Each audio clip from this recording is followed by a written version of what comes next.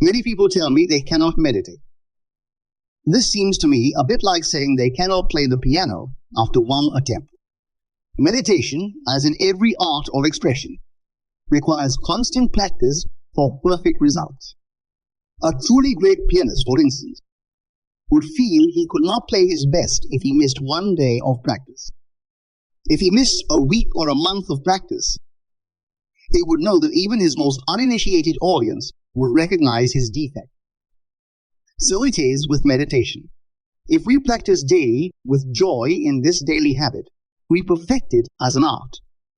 I find that those who complain of the difficulty in meditation do not make it a daily practice, but rather wait until something pressing appears in their world and then, through an act of will, try to fix their attention on the desired state.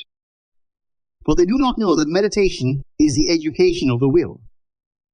For when will and imagination are in conflict, imagination invariably wins. The dictionaries define meditation as fixing one's attention upon, as planning in the mind, as devising and looking forward, engaging in continuous and contemplative thought. A lot of nonsense has been written about meditation. Most books on the subject get the reader nowhere, for they do not explain the process of meditation. All that meditation amounts to is a controlled imagination and a well-sustained attention. Simply hold the attention on a certain idea until it fills the mind and clouds all other ideas out of consciousness. The power of attention shows itself the sure guarantee of an inner force. We must concentrate on the idea to be realized without permitting any distraction. This is the great secret of action. Should the attention wander, bring it back to the idea you wish to realize and do so again and again, until the attention becomes immobilized and undergoes an effortless fixation upon the idea presented to it. The idea must hold the attention, must fascinate it, so to speak. All meditation ends at last with the thinker, and he finds he is what he himself has conceived. The undisciplined man's attention is the servant of his vision rather than its master. It is captured by the pressing rather than the important. In the act of meditation, as in the act of adoration, silence is our highest praise. Let us keep our silent sanctuaries, for in them the eternal perspectives are preserved. Day by day, week by week, year by year, at times where none through love or lesser intentions were allowed to interfere, I set myself to attain mastery over my attention and imagination. I sought out ways to make more securely my own, those magical lights that dawned and faded within me. I wished to evoke them at will and to be the master of my vision. I would strive to hold my attention on the activities of the day in unwavering concentration, so that not for one moment will the concentration slacken. This is an exercise, a training for higher adventures of the soul. It is no light labor. The plowman's labor, working in the fields, is easier by far. Empires do not send legions so swiftly to obstruct revolt, as all that is alive in us hurries along the nerve highways of the body to frustrate our meditative mood. The beautiful face of one we love glows before us to enchant us from our task. Old enmities and fears beleaguer us. If we are tempted down these vistas, we find, after an hour of musing, that we have been lured away. We have deserted our task and forgotten the fixity of attention we set out to achieve. What man is there who has complete control of his imagination and attention?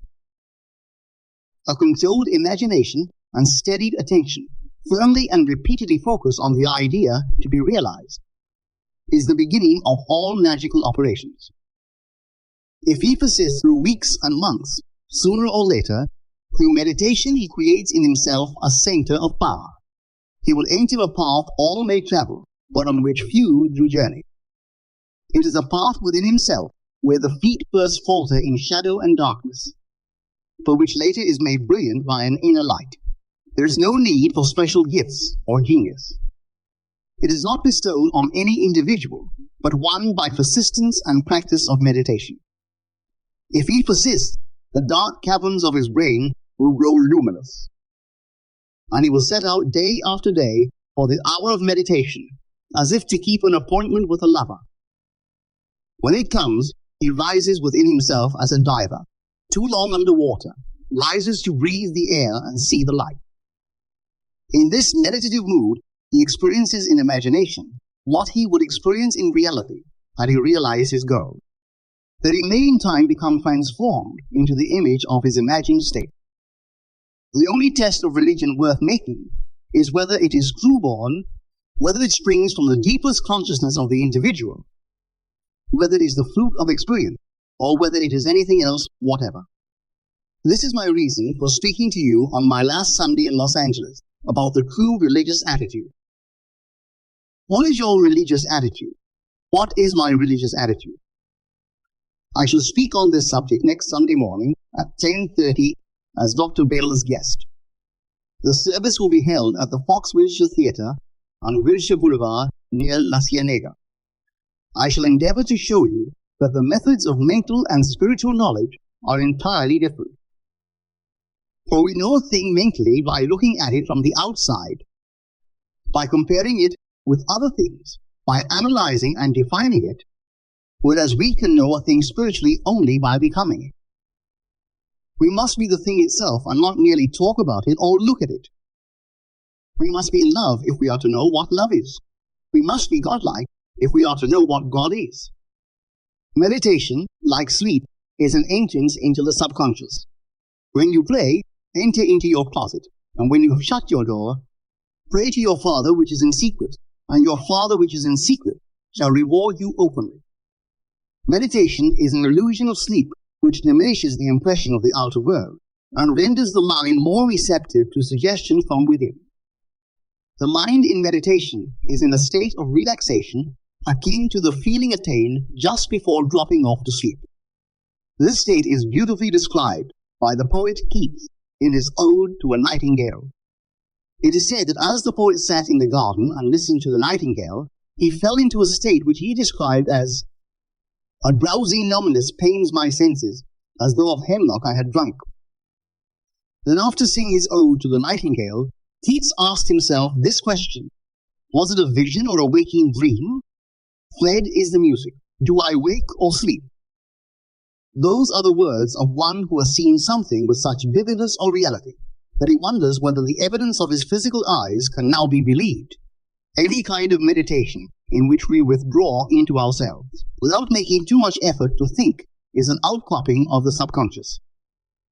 Think of the subconscious as a tide which ebbs and flows. In sleep, it is the flood tide, while at moments of full wakefulness, the tide is at its lowest ebb. Between these two extremes are any number of intermediary levels.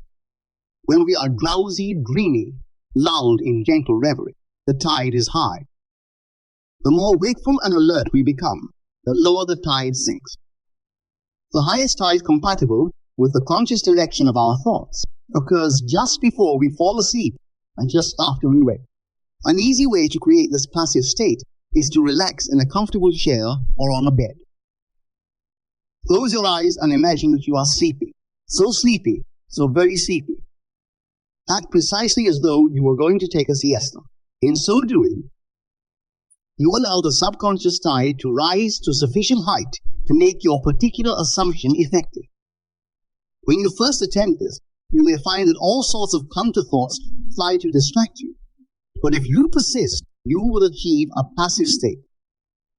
When this passive state is reached, think only on things of good report.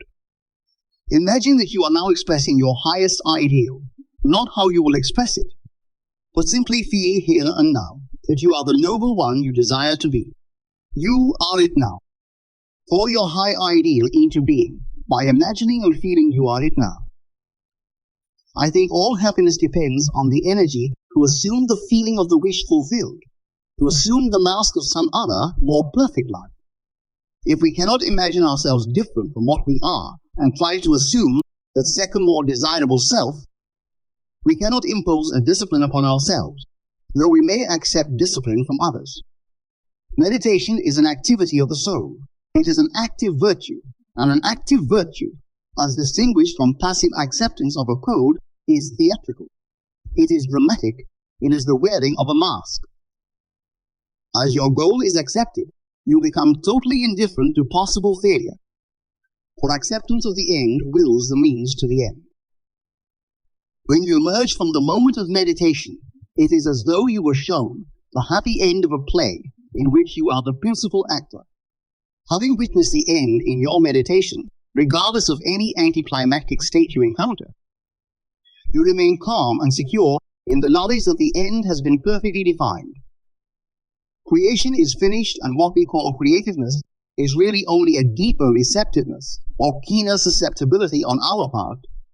And this receptiveness is not by might nor by power, but by my spirit, saith the Lord of hosts.